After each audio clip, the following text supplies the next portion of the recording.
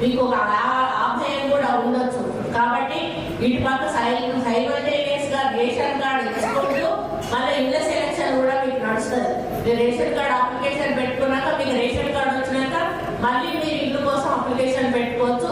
అప్పుడు మళ్ళీ మీకు వెరిఫికేషన్ కోసం వస్తారు. మళ్ళీ మిమ్మల్ని బెనిఫిషియరీ లిస్ట్ లో మిమ్మల్ని యాడ్ చేయడం జరుగుతుంది.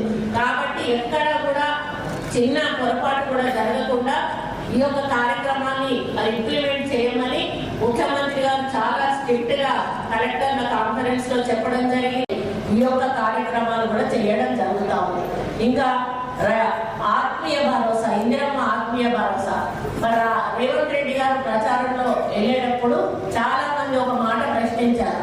ఏంటంటే రైతులకు రైతు భరోసా ఇస్తారు, చేనేత కార్మికులకు బీడీ పెన్షన్ ఇస్తారు, ఈ విధంగా ఒక్కొక్కరికి ఒక్కొక్కటి ఇచ్చుకుంటూ పోతారు, కానీ మా కూలీలకు మాత్రం ఏమి ఇవ్వడం లేదు, భూమి లేని కూలీలకు మా గురించి కూడా ఆలోచించండి అన్నప్పుడు ప్రభుత్వం ఆలోచించే రేవంత్ రెడ్డి గారి నాయకత్వంలో ఈ ఆత్మీయ భరోసా అనేటువంటి కార్యక్రమాన్ని తీసుకోవడం జరిగింది.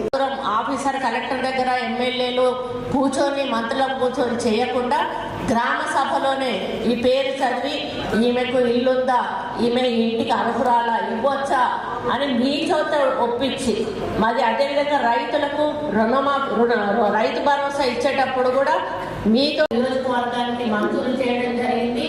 ఎస్సీ ఎస్టీలు ఎక్కువగా ఉన్న చోట ఇంకా అదనంగా కూడా ఇవ్వడానికి ప్రభుత్వం సిద్ధంగా ఉంది. కాబట్టి ఇప్పుడు పూరెస్ట్ ఆఫ్ ద పూర్ అంటే పేదవాళ్ళలోకెల్లా పేదవాళ్ళు ఎవరైతే ఉన్నారో మొదట వాళ్ళ లిస్టును మనం ఫైనల్ చేయడం జరుగుతుంది. మిగతా వాళ్ళు అనుకోవచ్చు నాకు రాలేదు అని. అమ్మ ఈరోజు మనం ఇప్పుడు మొదలు పెట్టాము, దీన్ని కంటిన్యూ చేస్తాము, ప్రతి సంవత్సరం కూడా ఇచ్చుకుంటూ పోతాము. మీ అందరికీ కూడా 100% చేరే వరకు కూడా ఈ ప్రభుత్వం ఈ కార్యక్రమాన్ని తీసుకుంటుంది. కాబట్టి కొంతమంది ఊర్లలో లేకపోయినా కూడా మీరు బాధపడవలసిన అవసరం లేదు. మీరు డైరెక్ట్ గా ఎంఆర్ఓ ఆఫీస్కి వెళ్ళి మళ్ళీ మీ అప్లికేషన్ పెట్టుకున్నట్టయితే మళ్ళీ ఎంక్వైరీ కూడా తయారు చేసి ఆ లిస్ట్ కూడా ప్రిపేర్ చేసి పెట్టడం జరుగుతుంది.